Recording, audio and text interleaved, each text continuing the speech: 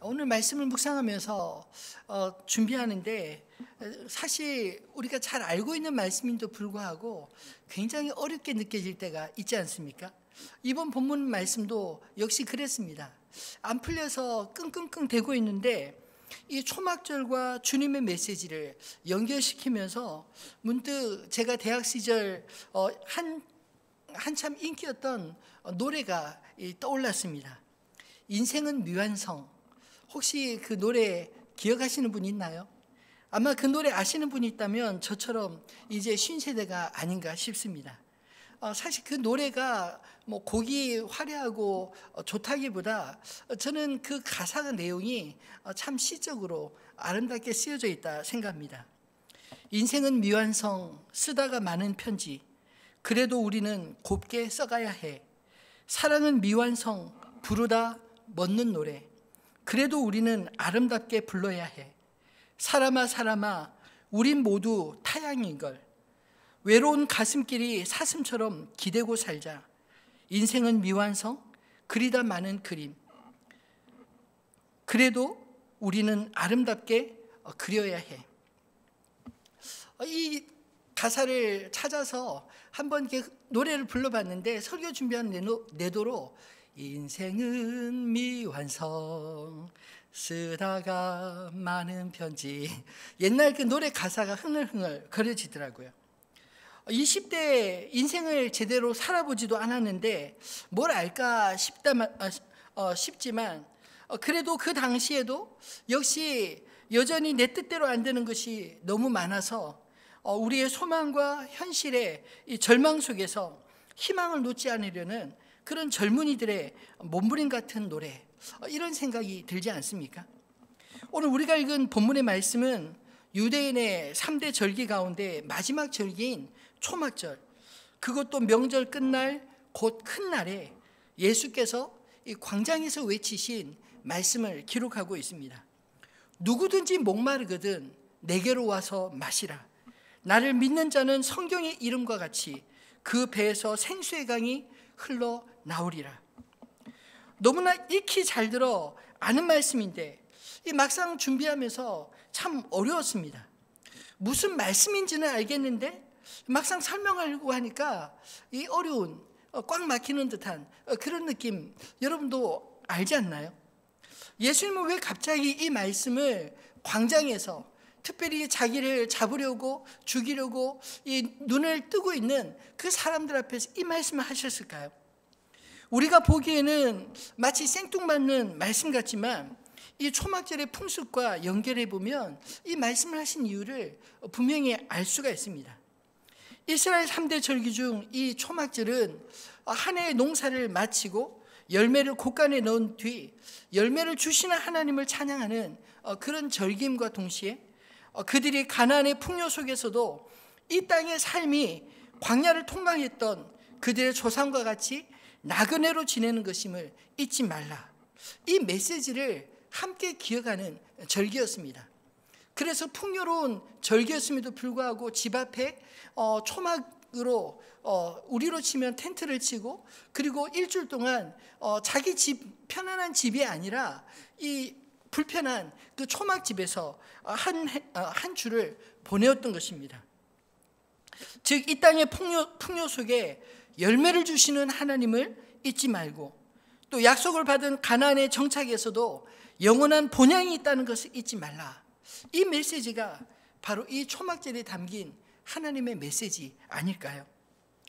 지금은 우리가 수도관을 통해서 그 수도 꼭지를 열면 물을 콸콸콸 얻을 수 있는 시대이지만 특별히 예수님 시대 이 팔레스타인 지역은 하늘에서 내린 비를 받아 모여진 우물에서 물을 길었던 시기였습니다. 비가 내리지 않으면 물을 얻을 수도 없는 그런 곳이었기 때문에 이 물의 소중함, 모든 농작물도 비가 와야 하고 물이 있어야 농작물도 자라지 않습니까? 그래서 이 물이라는 것이 그들에게는 생명의 젖줄과도 같은 것이었습니다. 그래서 초막절에는 제사장들이 실로암 못에서 물을 길어 제단에 붓는 그런 의식을 진행했는데 마지막 날 제8일에는 모든 백성들이 초막을 거두고 또 제사장들이 물을 길어 제단에 붓는 의식을 중단하고 적당한 비가 내려 1년 내내 농사가 잘 되기를 기원하는 그런 기도를 이 마지막 8일 큰 날에 드렸다는 것입니다. 제단에 물을 바치는 행위는 광야에서 목마른 백성들에게 생수를 예비하시는 이 반석을 깨트리시고 생수를 주신 하나님의 능력을 또 기념하는 예식이기도 했습니다. 예수님께서 바로 이런 예식들을 대신해서 참된 생수로 모세가 반석을 쳐서 물을 내었던 것 같이 자신의 육신을 쳐서 생수를 내어 구원을 완성하시고자 하시는 주님의 뜻, 그렇게 주님의 약속을 보여주는 그 장면이 바로 오늘 이 본문의 내용 아닐까요? 초막절의 광장에서 외치시는 이 주님의 말씀은 주님의 생명으로의 초대장을 보내주신 것입니다. 열매는 그 생명과 생수를 주시는 그 하나님의 열매를 주시는 그 하나님의 음성, 또 미완의 인생을 향한 진정한 주인 되신 그 주님의 초청이라 말할 수 있지 않을까요? 예수님의 이 초청의 메시지에 사람들의 반응은 세 가지로 나뉘었습니다. 31절 말씀과 같이 무리 중에 많은 사람이 예수를 믿고 말하되 그리스도께서 오실지라도 그 행하실 표적이 이 사람의 행함보다 더 많으랴. 오늘 본문에도 어떤 사람이 그리스도라라고 말하는 것처럼 정말 그리스도라 믿는 그리고 따르고자 하는 자들이 있었습니다. 또 어떤 사람들은 예수의 가르치심에 놀라 호의적으로 바라보았던 사람들도 있었습니다. 그들은 예수를 모세가 예언하던 그 선지자의 출현으로 생각했었고, 심지어 제사장들의 예수를 잡으러 보냈던 하속들조차 46절에 보면 예수를 잡지 못하고 돌아온 이유를 이렇게 말하지 않습니까? 우리가 보니 그 사람이 말하는 것처럼 말한 사람은 이때까지 없었나이다. 이 말은 역시 그들 역시 함부로 대할 수 없을 주님의 말씀의 권위를 느꼈고 또 그 말은 호의를 느꼈다는 그런 뜻 아닌가요? 그럼에도 불구하고 예수님의 초청의 메시지에 대놓고 불신한 사람들이 소개되어 있습니다. 그들이 거절하며 내어놓은 가장 중요한 이유를 예수님의 출신을 들어 이렇게 설명합니다. 그리스도가 어찌 갈릴리에서 나오겠느냐? 성경에 이르기를 그리스도는 다윗의 씨로 또 다윗이 살던 마을 베들레헴에서 나오리라 하지 아니하였느냐? 그들에게 있어 갈릴리는 결코 선지자가 나올 수 없는 이방의 땅, 가까운 이방은 아니지만 이방과 같은 그런 지역이었다는 것입니다. 예수님은 다윗의 자손으로 베들레헴에서 분명 나셨지만 그리스도를 죽이려는 헤롯 왕을 피해 요셉과 마리아가 애굽으로 피했다가 자신의 고향 갈릴리 나사렛에 정착하시고 주님은 그 이후 갈릴리 사람 나사렛 예수라 이렇게 불리지 않았나요? 주님은 분명 자신의 출생이 이 베들레헴이다 이렇게 말할 수 있었음에도 불구하고 성경 어디에도 예수님은 베들레헴 출신을 언급하지 않으십니다. 문제는 예수님의 말씀에 대한 사람들의 반응에 우리가 놀랄 것이 없다는 것 아닌가요? 진리가 선포되어도 사람들은 자기 속인에 오른 대로 판단하고 평가하고 또 정죄하기 때문입니다. 문제는 나는 예수님의 말씀에, 나는 예수님의 초대에 어떻게 반응하고 있는가? 우리 자신의 이 말씀에 대입해 봐야 하지 않을까요? 바라기는 오늘 말씀을 통해서 주님의 말씀에 합당한 반응을 보이는 저와 여러분 되시기를 주님의 이름으로 축원합니다.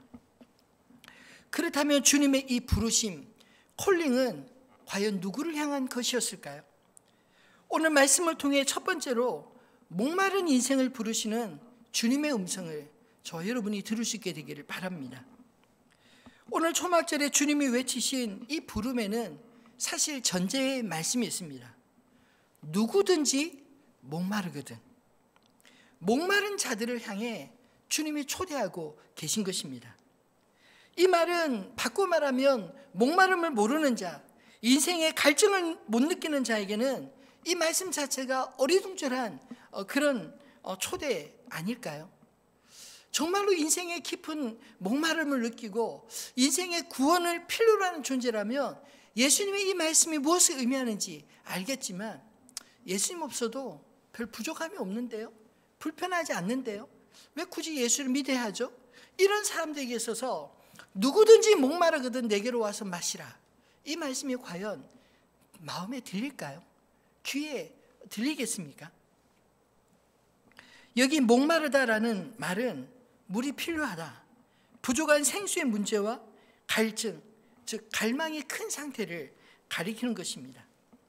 우리는 이미 요한복음 4장에서 사마리아 여인과 예수님의 대화의 주제도 역시 목마른 인생에 대한, 생수에 대한 이야기였던 것을 알고 있습니다. 깊은 영적 목마름을 가졌던 이 사마리아 여인, 아무도 그를 주목하지 않았고 또 외면하고 무시했던 그 여인을 향해서 주님은 굳이 이 사마리아를 통하지 않아도 보통 유대인들이 돌아가던 것처럼 돌아갈 수 있었음에도 불구하고 굳이 사마리아를 통과하시고 그리고 우물가에서 이 사마리아 여인을 만나셨습니다. 그리고 이 여인과의 대화를 통해서 주님은 그 여인 안에 있는 깊은 갈망의 문제가 무엇인지를 드러내 보인 것입니다. 사실 이 요한복음 4장의 이 사마리아인과 여인과 예수님의 이 만남을 가만히 들여다보면 이 여인이 예수님을 만나기 전까지는 자기 자신의 문제가 무엇인지 제대로 알지 못했던 사람이었던 것을 깨닫게 됩니다.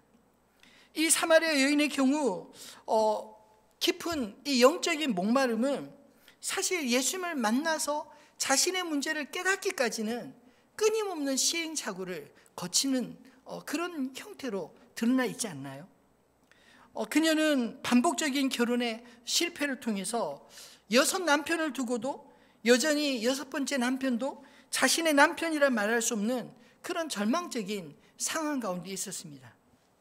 그런데 더 놀라운 것은 그녀가 예수님을 만나기 전에는 자신의 문제가 단지 남들에게 손가락질 당하는 남편 많은 여인인 줄만 행실이 단정하지 않는 여인인 줄만 알았는데 예수님은 그녀의 문제가 그보다 훨씬 더 영적인 문제였다는 사실을 보여주고 있다는 것입니다. 사마리아 여인은 자신의 갈망을 어디에서 찾아야 하는지 몰랐었는데 예수님과의 대화를 통해서 이 여인의 문제가 하나님을 예배하는 자, 영과 진리로 예배하며 하나님을 찾을 때만이 비로소 자신의 인생에 그 갈증이 멈출 수 있다는 그 사실을 깨닫게 되었던 것입니다. 우리 인생 역시 사람과의 관계, 또 물질과의 관계도 중요하지만 그러나 가장 인생의 중요한 관계, 하나님과 나와의 관계, 이것을 우리가 깨닫고 점검해 봐야 하지 않을까요? 오직 하나님을 신령과 진정으로 예배할 때만이 우리 안에 그 목마름의 문제가 해결될 수 있는데 이것을 우리가 깨닫지 못하게 되면 그 자리에 다른 것으로 끊임없이 채우게 되면 어느샌가 내 인생의 이 목마름 원인도 모른 채 계속 채우려고 애써도 여전히 채울 수 없는 그런 깊은 갈망 속에 빠질 수밖에 없다는 것입니다. 사랑하는 성도 여러분, 우리 인생에도 하나님으로만 채워지는 공간이 있다는 사실 아시나요? 세상의 그 무엇으로도, 심지어 오늘 이 사마리아 여인과 같이 남편으로도 해결되지 못하고 자식으로도 해결되지 못하고 부모로도 해결되지 못하는 그런 깊은 채워지지 않는 그 공간에 하나님 아닌 다른 그 어떤 것으로 채우지 마시기를 주님의 이름으로 부탁드립니다. 이처럼 목마른 인생을 향한 주님의 초대는 인생의 궁극적인 문제의 해결책이었습니다. 아무도 해결해 줄 수 없는 절망에서 주님은 그 여인에게 이렇게 말씀하십니다. 요한복음 4장 13절로 14절 말씀인데 한번 같이 읽어볼까요?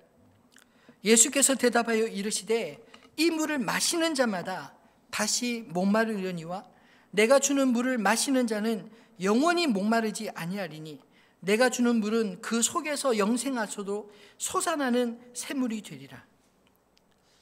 주님이 이 여인에게 그리고 오늘 저와 여러분에게 주시는 물은 아무리 마셔도 또다시 목마른 그런 물이 아니라 우리 안에서 영원히 목마르지 않는 영생하도록 솟아나는 샘물인 것을 깨닫게 되기를 소망합니다. 이것이 어떻게 가능할까요? 주님은 이 약속을 이루시기 위해 내게로 오라, 내게서 마시라 말씀하고 있습니다. 즉 이 말은 나를 마시라라는 것입니다. 이 말씀은 다가올 유월절 어린 양으로 십자가 위에서 자신의 흘리실 피를 말씀하시는 게 아닐까요? 제물이 되실 오직 주님만이 우리에게 이렇게 말씀하실 수 있는 분이라는 것입니다. 주님은 앞서 6장에서도 자신을 하늘에서 내려온 생명의 떡이니 자신을 먹으라 하지 않았나요?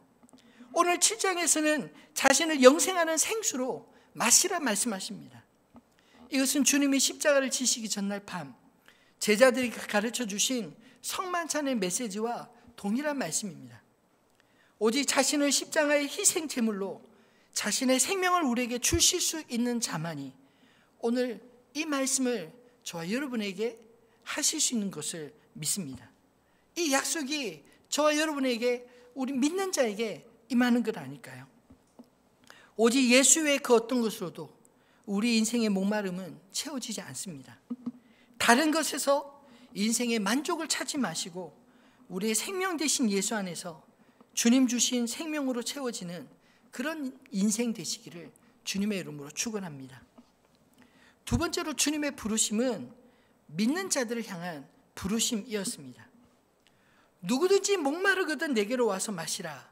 이 초청은 구원의 초청이라면 이 38절의 말씀은 가만 묵상해 보니 그 이상의 말씀으로 들렸습니다. 이 38절을 다시 한번 볼까요? 나를 믿는 자는 성경의 이름과 같이 그 배에서 생수의 강이 흘러나오리라. 이 말씀은 목마르지 않는 영원한 삶의 약속 아닌가요? 단지 한 번 행위로 끝나는 것이 아니라 그 한 번의 행위를 통해서 영원으로 이어지는 목마르지 않는 삶에 대한 비결을 말씀하고 있는 것입니다. 만약 주님으로부터 우리 안에 이 생수의 강이 영원히 흘러나온다면 여러분 얼마나 좋을까요? 정말 이것이 가능하겠습니까? 이 말씀은 단지 우리 인생의 육신의 해갈에 대한 말씀이 아니라 영적인 해갈에 대한 말씀인 줄로 믿습니다. 더 이상 우리가 주님 외에 예수 그리스도 외에 다른 주인을 찾지 않아도 된다라는 선언이요. 우리의 주인 되신 주님이 우리와 영원히 함께 하시겠다는 약속의 선언이기도 하기 때문입니다. 이 약속의 성취는 예수 그리스도의 십자가의 죽으심과 부활 그리고 승천하신 후 오순절날 약속하신 성령의 강림으로 이미 우리에게도 성취된 약속 아닌가요? 그 당시 사람들은 예수님의 이 말씀만 들었지만 예수님은 말씀하실 때 십자가를 통해 오순절날 임할 성령을 바라보시면서 믿는 자들에게 일어날 엄청난 변화들, 성령이 그들에게 임하실 때 어떤 일이 일어날지를 주님 바라보시면서 영생에 대한 이 소망의 메시지를 전하고 있는 게 아닐까요? 요한은 그래서 39절에 각주를 이렇게 달았습니다. 이는 그를 믿는 자들이 받을 성령을 가리켜 말씀하신 것이라. 그리고 이 관로 안에 예수께서 아직 영광을 받지 않으셨으므로 성령이 아직 그들에게 계시지 아니하시더라. 예수님이 이렇게 말씀하실 때 오순절날 같이 성령이 그 자리에서 임하신다면 그 말씀의 의미가 무엇인지 알겠죠. 그런데 예수님이 말씀하실 때 아직 성령이 임하지 아니하다라고 말합니다. 왜냐하면 주님이 십자가를 통해 죽으시고 부활하시고 승천하시고 약속하신 오순절날 성령이 아직 임하지 아니하였기 때문이라는 것입니다. 그렇다면 예수님에게 있어서 십자가는 무엇이었을까요? 어떤 의미였을까요? 저는 비록 예수님이 그 고난의 십자가였지만 그러나 주님은 영광으로 바라보지 않았을까요? 그래서 이 요한도, 사도 요한도 예수께서 아직 영광을 받지 아니하심으로, 십자가를 지지 아니하셨으므로 그 십자가를 영광으로 대신에 표현한 게 아니겠습니까?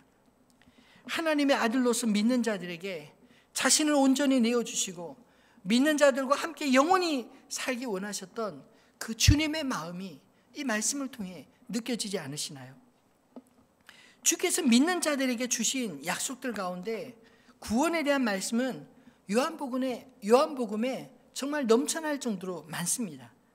그 가운데 중요한 몇 개의 말씀만 찾아보면 요한복음 1장 12절에는 영접하는 자 곧 그 이름을 믿는 자들에게는 하나님의 자녀가 되는 권세를 주셨으니, 믿는 자들에게 하나님의 자녀의 권세를 주셨다는 것입니다.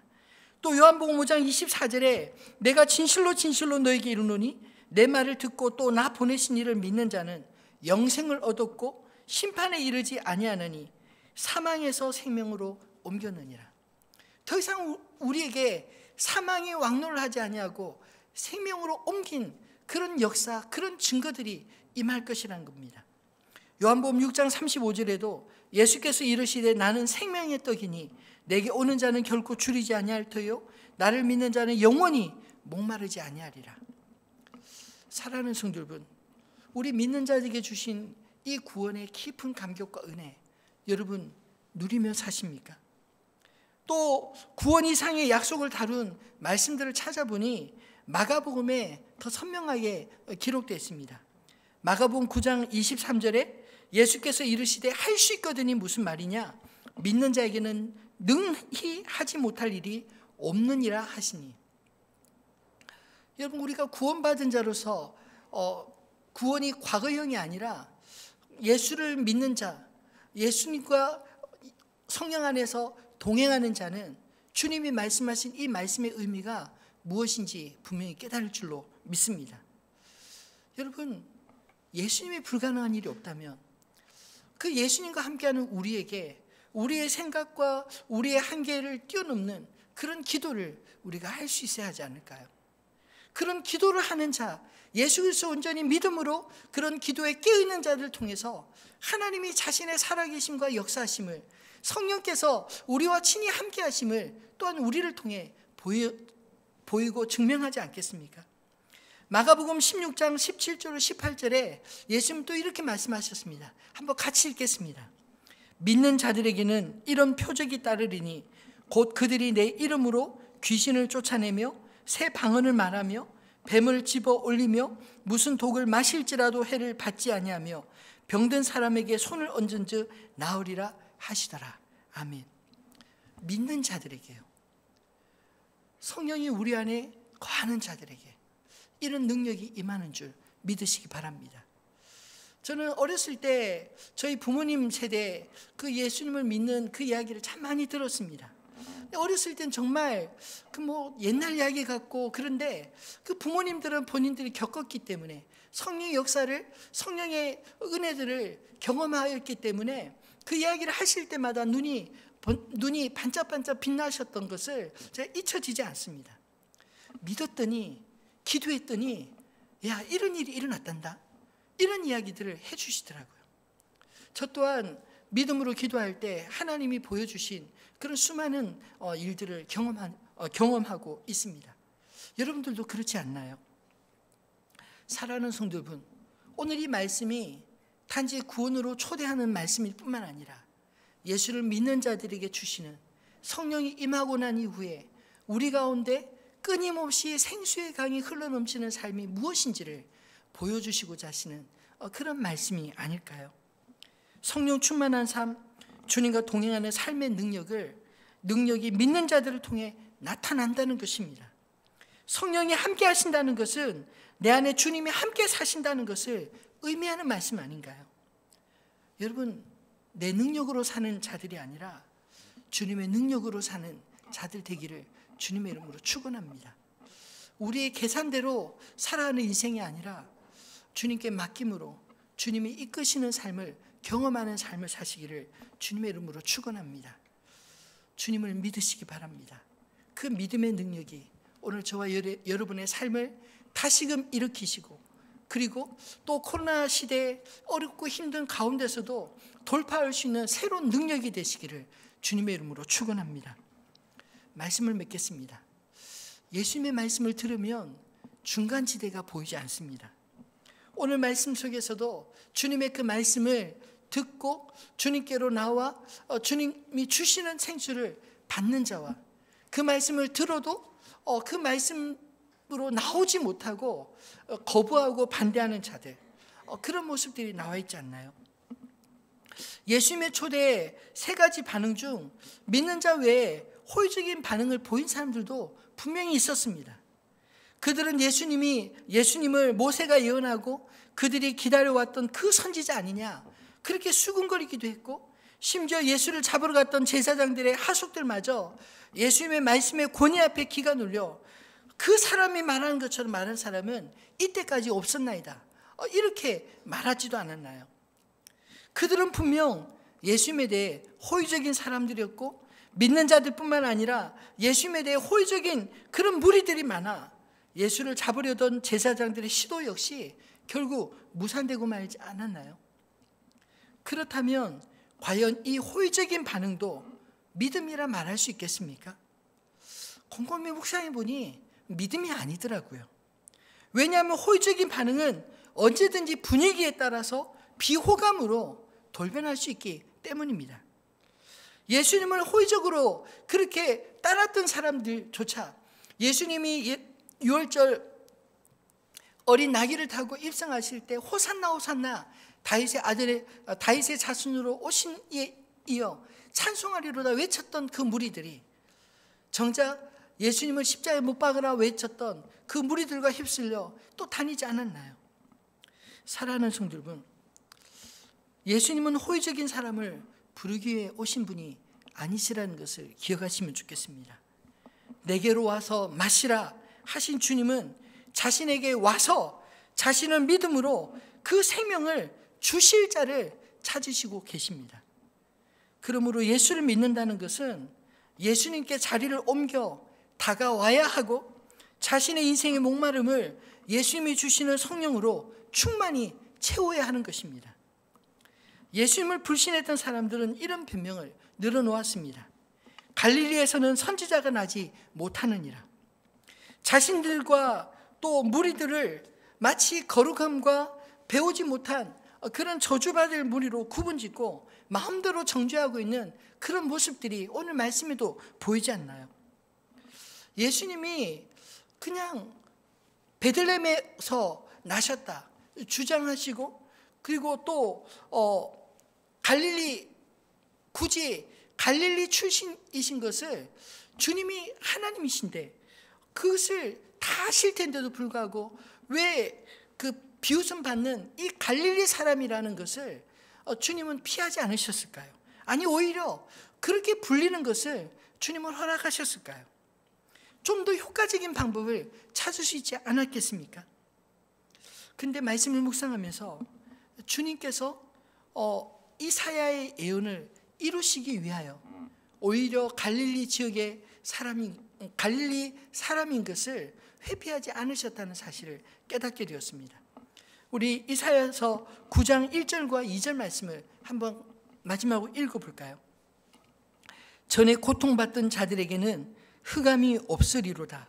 옛적에는 여호와께서 스불론 땅과 납달리 땅이 멸시를 당하게 하셨더니 후에는 해변길과 요단 저쪽 이방의 갈릴리를 영화롭게 하셨느니라. 흑암에 행하던 백성이 큰 빛을 보고 사망의 그늘진 땅에 거주하던 자에게 빛이 비치도다. 이 이사야 선지자의 예언에 의할 같으면 고통받던 자들, 흑암 가운데 있던 자들에게 하나님이 때가 되면 빛으로 오실 것이라고, 그리고 스불론 땅과 납달리 땅, 멸시를 당하게 한 그 땅이 후에는 해변길과 요단 저편 이방의 갈릴리를 주님께서 영화롭게 하실 거라, 그렇게 말씀하지 않았나요? 주님은 이미 빛 가운데 있다고 착각하며 사는 그 유대인들에게 오신 것이 아니라 어쩌면 흑암 가운데 고통받는 자들 가운데 빛이 되기 위해 오셔서 일부러 갈릴리 사람이라 부르는 것, 나사렛 예수라 부르는 것을 회피하지 않은 것 아닐까요? 예수님이 갈릴리 사람이라 칭함받는 것을 주님이 결코 부끄럽게 여기지 않은 것은 바로 흑암 가운데 있는 자들, 정말로 빛을 갈망하는, 오늘 말씀의 표현대로 목마른 자들, 누구든지 올 수 있도록 주님이 이 땅에 오신 게 아니겠습니까? 예수님에 대해 불신했던 유대인들은 하나님을 안 믿은 것이 아니라 하나님이 행하신 것을 믿지 않는 그런 불신자였습니다. 하나님이 예언하신 그대로 이처럼 놀라운 일들을 행하셨음에도 불구하고 그들은 여전히 출신 성분 따져가며 예수 그리스도의 분명히 보여주신 표적들과 예수님이 하시는 그 권위 있는 말씀에 대하여 마음을 닫고 귀를 막고 눈을 감아버린 것 아닐까요? 사랑하는 성도 여러분, 우리의 마음이 그렇게 완고해지지 않기를 주님의 이름으로 축원합니다. 나무는 이미 풍족해, 이제 더 이상 필요한 게 없어, 이렇게 생각하는 자들에게 예수님의 이 말씀은 도무지 들리지 않을 것입니다. 그러나 우리의 심령에 깊은 갈망, 예수님 없이는 내 삶에 소망이 없습니다. 하나님, 주님 아니고는 이 문제를 해결할 방법이 없습니다. 주님 도와주십시오. 이런 갈망이 있는 자들에게 오늘 주님은 여전히 우리에게 구원자로 오실 뿐만 아니라 여전히 우리에게 약속하신 그 성령으로 말미암아 우리가 이 땅의 구원의 생명으로 살아가도록, 우리로 하여금 이 땅의 구원을 누리는 거룩한 하나님의 백성이 되도록 우리를 이끄실 줄로 믿습니다. 중간지대는 없습니다. 진리 가운데 올바로 분별하며 생명의 주 앞에 구원받은 자로만 아니라 주님의 구원을 날마다 선포하며 성령님과 동행하며 살아가는 저와 여러분 다 되시기를 주님의 이름으로 축원합니다.